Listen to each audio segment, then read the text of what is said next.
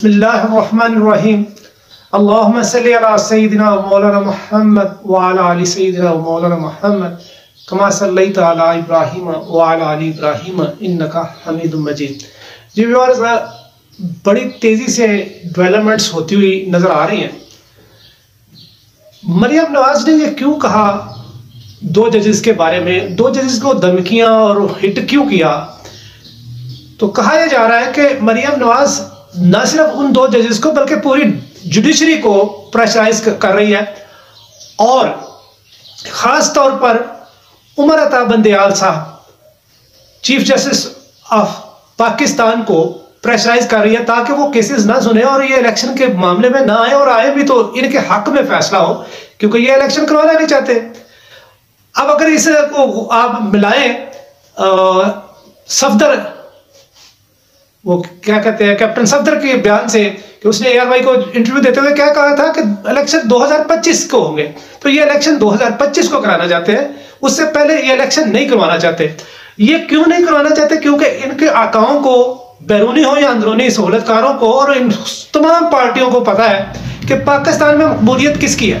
लिहाजा ये किसी सूरत नहीं चाहते कि इलेक्शन हो और वो बंदा इलेक्शन जीत कर कौम का नुमाइंदा बनकर वजारत उज़्मा में आ जाए। अगर वो दोबारा वजीर आजम बनता है, उस पर क्रॉस का निशान किसने लगाया था? एस्टेब्लिशमेंट ने।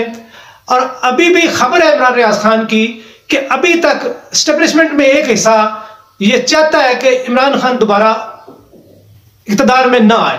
अगर वो इक़्तिदार में दोबारा आ गया तो जो हमने उसके साथ किया है, जो रजीम चेंज किया है, और हम तो सर्वस्पेश हैं, तो वो हमारे साथ क्या होगा? यानी उन्हें अपनी आने वाले फ्यूचर का फिक्र है कि वो बड़ा तकलीफ दे होगा, इसलिए वो चाहते हैं कि वो नहीं आना चाहिए अब किसी सूरत में भी। जबकि दूसरी तरफ एहसास ये पाया जाता है एस्टेब्लिशमेंट के, ये इमरान रियाज खान का राय है कि उसके पास जो खबरें हैं उसके मुताबिक दूसरी तरफ एस्टेब्लिशमेंट का एक हिस्सा ये समझ रहा है कि नहीं, पाकिस्तान में जो इस वक्त मसाइल हैं, तीन मेजर मसाइल की उन्होंने निशानदेही की, अदम इस्तेहकाम और मईशत और सिक्योरिटी। उन्होंने कहा कि ये तीनों जो है बड़े अहम है, इनको एड्रेस करने की जरूरत है, और इन सब के लिए सबसे जो अहम है वो है स्टेबिलिटी, इस्तेहकाम। पॉलिटिकल इस्तेहकाम होगा मुल्क में तो मईशत भी बेहतर होगी और दहशतगर्दी में भी फर्क आएगा, यानी कि सिक्योरिटी पॉइंट ऑफ व्यू से भी मुल्क बेहतरी की तरफ जाएगा। लिहाजा एस्टेब्लिशमेंट का वो हिस्सा चाहता है कि इलेक्शन हो फ्रेश मैंडेट के साथ, जो क़यादत आएगी वो कौम की नुमाइंदा होगी, वो मुश्किल हालात से मुआशी तौर पर मुल्क को निकाल सकेगी और दहशतगर्दी के हवाले से भी अच्छे फैसले कर सकेगी, क्योंकि कौम का एतमाद उसे हासिल होगा, वो कौम की तर्जमान होगी। तो इस तरह ये मसाइल एड्रेस इस तरह हो सकेंगे।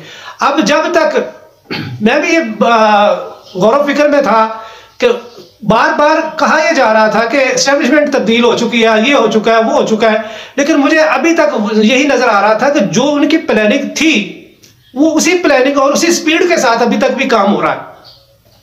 ये जेल भरो तहरीक चल रही है, जेल भरो तहरीक में भी जो वो एक पॉलिटिकली बंदे एक जमहूरियत में, एक अच्छे सिस्टम में, अच्छे तरीके से जो एहतजाज करते हैं, जो एहतजाज का हक रखते हैं और एहतजाज करने के जो तरीके हैं, उन्होंने वो बहुत अच्छे तरीके अख्तियार किए। इमरान खान ने खुद बताया बारहा कि मैं 26 मई को क्यों मैंने कॉल ऑफ की अपनी वो जो लॉन्ग मार्च था, और दोबारा फिर नवंबर में क्यों वो बस तकरीर करके वापस आ गया, इस वजह से कि दोनों सूरतों में मार्शल लॉ लग सकता था, यानी खाना जंगी हो सकती थी, मार्शल लॉ लग सकता था, वो ये नहीं चाहता था, इसलिए उसने अपने स्टेप डाउन किया और कॉल ऑफ कर दी अपनी वो लॉन्ग मार्च की मूवमेंट, और 26 मई को वो वापस आ गए। हालांकि 25 मई को उन पर बहुत ज्यादा मजालम ढाए गए। जब उनकी हुकूमत पंजाब में थी वो भी उस तरह काम ना कर सकी। क्योंकि एक तो वो इत्तेहादी थी, दूसरी वो इत्तेहादी भी उन्हीं के इशारों पर चल रही थी, और तीसरा ये कि जब इमरान खान पर कातलाना हमला हुआ जिसमें वो बार बार अल्लाह ताला ने उन्हें बचाया, उस वक्त भी FIR क्यों दर्ज नहीं हो रही थी कि एक बंदा हाजिर सर्वस है। तो वो जो हाजिर सर्वस अभी भी हैं वो नहीं चाहते कि इमरान खान इक़्तिदार में आए। तो ये जो जजेस को हिट किया मरियम नवाज ने, उसकी एक वजह अभी आपको समझ आएगी कि एक केस लगा हुआ है 3 मार्च को, जिसमें एजाजुल अहसन साहब और मज़हर अली अकबर नकवी साहब हैं, 3 रुकनी बेंच है, जिसमें तीसरे शायद जस्टिस मुनीब है।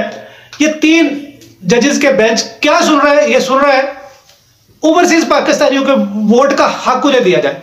ये क्यों ओवरसीज पाकिस्तानियों को वोट का हक नहीं दिया गया, और क्यों ईवीएम को एलिमिनेट कर दिया गया और उसको तब्दील कर दिया गया, उस जो इमरान खान चाहता था कि इलेक्ट्रॉनिक वोटिंग मशीन लाई जाए, ताकि जो धांधली के जितने भी चीजें हैं वो एलिमिनेट की जा सके, धांधली ना की जा सके। ये pre poll rigging, during poll rigging और पोस्ट पोल रिगिंग, ये सारे उससे हल हो जाते हैं मसाइल। लेकिन चूंकि पॉलिटिकल पार्टीज भी वो भी जानती है कि हम किस तरह रिगिंग करती हैं, वो नहीं हो सकती थी। और ये इन्हें अच्छी तरह इल्म है, चाहे वो जरदारी हो, फजल रहमान हो, नवाज शरीफ हो, इन सब को बिल्कुल इस तरह पता है जैसे नवाज शरीफ को पता है ये हसन और हुसैन मेरे बेटे हैं, इसी तरह इन्हें पता है कि हम किस तरह धांधली करते हैं। जरदारी को भी पता है, फजल रहमान को भी पता है, और ये नवाज शरीफ को भी पता है, इन सब को पता है कि हम धांधली किस तरह करते हैं। तो ये नहीं चाहते थे कि कोई ऐसा तरीका इख्तियार किया जाए जिससे धांधली रुक जाए, लिहाजा ईवीएम के खिलाफ इन्होंने। और दूसरे सिर्फ यही नहीं थे, इनके सूरतकार वही पीछे जो पाकिस्तान को 47 से लेकर आज तक रूल कर रहे हैं, वो भी नहीं चाहते थे कि ईवीएम आए। क्यों? क्योंकि उनकी वो अजारादारी जो वो हुकूमतें बनाते, तोड़ते, सारा कुछ करते हैं, वो तो अपनी मर्जी से हुक्मरानी तो असल में वो करते हैं। ये तो पपड़ होते हैं, चाहे वो इमरान खान हो, नवाज शरीफ हो, जरदारी हो।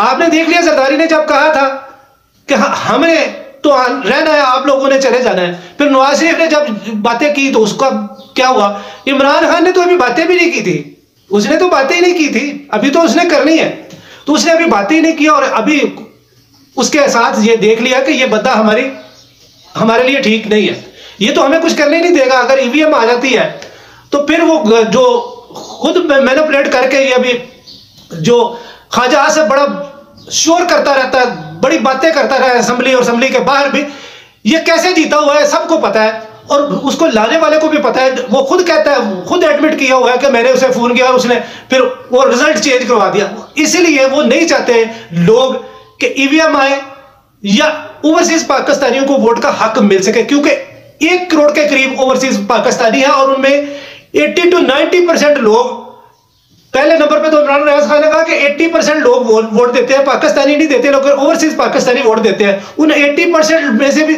95% लोग जो है वो इमरान खान को वोट देंगे। इस तरह 100 कॉन्स्टिट्यूएंसीज में उनके वोटिंग की वजह से 100 सीटें तो इजीली जीत सकता है, जिसमें वो कम करते करते 50 सीटों पे आए। 50 सीटों में तो क्लियर बंदा स्वीप कर जाता है अगर वो वोट कास्ट हो। तो इस तरह 3 मार्च को ये 3 रुकनी बेंच, जिसमें एजाजुल अहसन साहब और मज़हर अली अकबर नकवी साहब उस मेंबर का बेंच का हिस्सा है, वो सुनने जा रहा है ओवरसीज पाकिस्तानियों को वोट को हक देने का। इसलिए इसे मरियम नवाज को तकलीफ थी। वैसे इसका उसके साथ क्या ताल्लुक था एजाजुल अहसन और मज़हर अली अकबर नकवी के साथ? तो ये एक तो हिट करना था उमर अता बंदियाल साहब को कि आप उनको प्रेशराइज करना था ताकि वो ये केसेस ना सुने, और अगर सुने भी तो मैनेज हो जाए।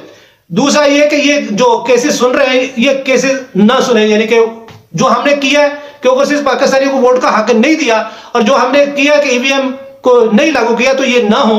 तो ये सूरत हाल है। अब आपने देखना है कि आप लोगों ने क्या करना है।